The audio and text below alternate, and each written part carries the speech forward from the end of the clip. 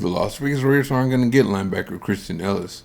The New England Patriots matched their restricted free agent offer, so he stays where he is. You didn't expect the Raiders to actually get him, did you? The Patriots have way more salary cap space than the Raiders do, and they didn't sign all those former Raiders just to let the Raiders take some of their guys. Patriots head coach Mike Vrabel and Raiders defensive coordinator Patrick Graham like similar defensive players since they run similar defensive systems. They both came from the Bill Belichick coaching tree. That's okay though, the Raiders got themselves some linebackers already and they're still at it. Like I said in my last video, the Raiders are doing all they can to avoid drafting for need, and this is who they recently got. First, let's go back to the signing that came on March 17th because I don't believe I ever got to it.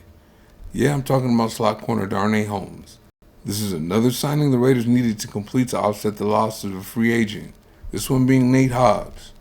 You know I've always loved Hobbs, but with all the games he's missed, how can they give him the contract the Green Bay Packers just gave him? The Packers did the same thing with running back Josh Jacobs. I guess they believe their strength and conditioning staff can prevent injuries better than the Raiders staff can.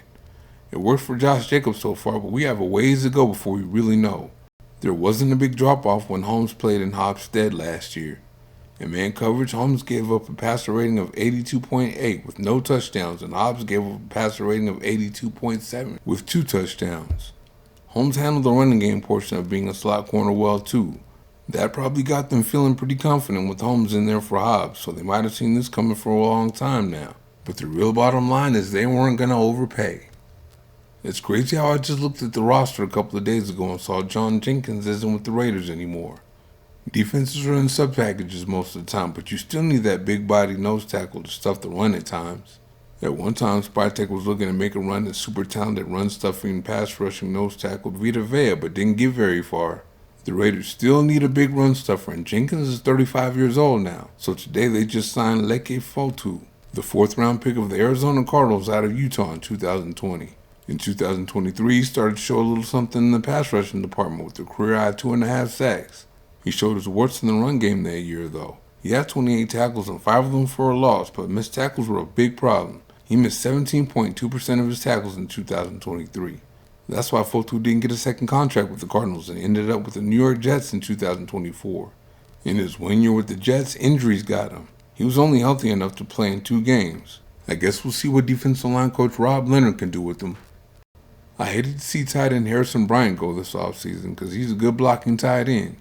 He signed with the Philadelphia Eagles around 2 weeks ago.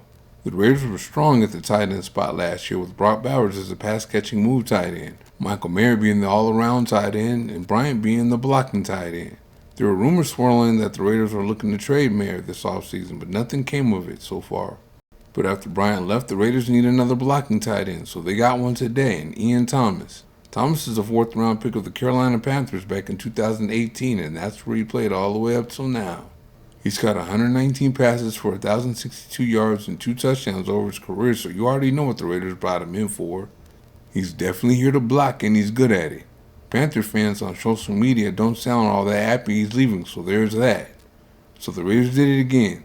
They lose their blocking tight end in free agency and replace him with a cheaper option. You gotta love it that the Raiders are doing it like that these days and not overpaying. Alright, the Raiders are still getting needs in free agency, particularly replacing the players they lost with cheaper options. Holmes replaced Hobbs when he got injured last year, and the passer rating he gave up was almost identical. He actually gave up 2 less touchdowns because he didn't give up any. At age 35, the sun appears to be setting on the career of Jenkins. It might be time for him to go on home. The Raiders replaced him with Fotu, so we'll see how he works out with Leonard. Like I said before, I hated to see Bryant go, but the Raiders did get themselves another blocking tight end for cheaper.